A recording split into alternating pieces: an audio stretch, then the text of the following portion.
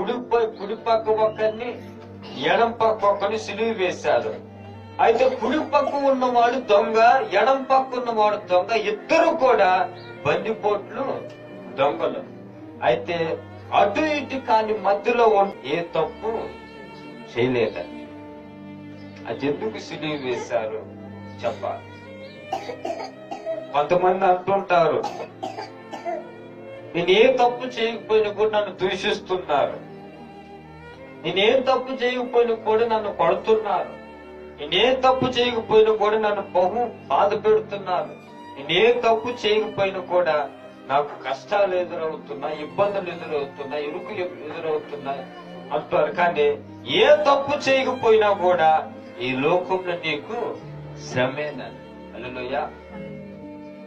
యేసు క్రీస్తులోనికి వచ్చిన తర్వాత, యేసు క్రీస్తు నామమును ధరించుకున్న తర్వాత, యేసు క్రీస్తు రక్తంలో కడగబడిన తర్వాత నువ్వు ఏ తప్పు చేయకపోయినా సరే సైతాను గాడు నీకు శ్రమనే కలుగు చేస్తూ ఉంటాడు.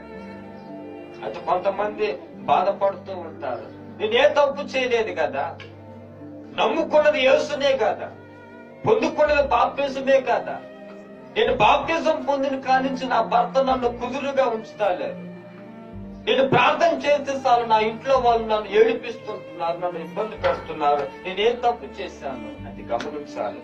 నువ్వు అంతము వరకు సహించినలా నువ్వు రక్షించబడతావు. బైబిల్ సెలవిస్తుంది ఆయన ఏ తప్పు చేయలేదు. అది ఏ తప్పు చేయకపోతే ఎందుకు సిలువ వేయబడ్డాడు?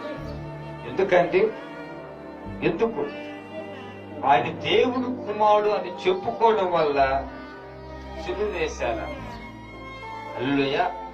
ఆయన దేవుడు కుమారుడు అని నశించిపోతున్న దాన్ని వెతికి రక్షించడానికి రక్షకుడికి ఈ లోకానికి వచ్చాడని చెప్పుకున్నందుకు యేసుక్రీస్తుని అన్యాయంగా పట్టుకొని ఆ బరువైన సిలువను మోపించి ఆ సిలువ మీద మేకులతో కొట్టారండి, వేలాడి తీశారు. ఏ తప్పు చేయలేదు.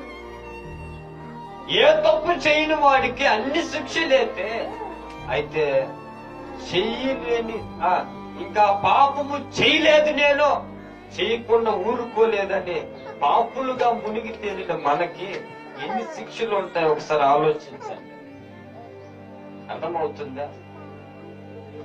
ఏ తప్పు చేయని వాడికి అన్ని శిక్షలైతే, అయితే తల్లి గర్భంలో నుంచి వచ్చి జ్ఞాపకం మెరుగిని కానించి ఎన్ని తప్పులు చేశాము, ఎన్ని పాపాలు చేశాము, ఎన్ని ఘోరాలు చేశాము, అయితే నీకు నాకే శిక్ష లేదే? మాట్లాడరే. ఏ తప్పు చేయని వాడికి అన్ని శిక్షే, మరి అన్ని తప్పులు చేసిన మనకి శిక్ష లేదే? ఆలోచించండి. ఆ తల్లి కాడికి కుమారుడు పరిగెత్తుకుంటూ వచ్చాడు, కేకలు పెట్టుకుంటూ, అమ్మ అమ్మ నన్ను రక్షించు, అమ్మ అమ్మ నన్ను రక్షించు మమ్మీ, నన్ను రక్షించు మమ్మీ అని ఆ తల్లి కాడికి వచ్చి తల్లి చుట్టూ తిరుగుతున్నాడు. ఏమైందంటే, నన్ను కందిరికి తరుముకుంటూ వస్తుందమ్మా, నన్ను రక్షించు, నన్ను రక్షించు. ఎందుకురా భయపడేది, నేను ఉన్నా కదంటే, అది నన్ను కొడుతుందమ్మా, నన్ను రక్షించు, నన్ను రక్షించు. అది తల్లి చుట్టూ తిరుగుతున్నాడు. అయితే ఆ తల్లి ఏం చేసిందంటే, ఆ కుమారుణ్ణి అతని గుప్పెట్లోకి కౌగులించుకుంది. అతన్ని కొట్టాలి, అతన్ని గాయపరచాలని కందిరికి అతను చుట్టూ తిరుగుతుంది. అతను తరుముకుంటూ వస్తుంటే అతడు భయపడే చూసి తల్లి తన కుమారుణ్ణి భయపడగాకరని చేతులతో కౌగులించుకుంటే, ఆ కందిరికి ఏం చేసింది తెలుసా? ఆమె నడ్డి మీద గుచ్చి వెళ్ళిపోయింది, కాటేసి.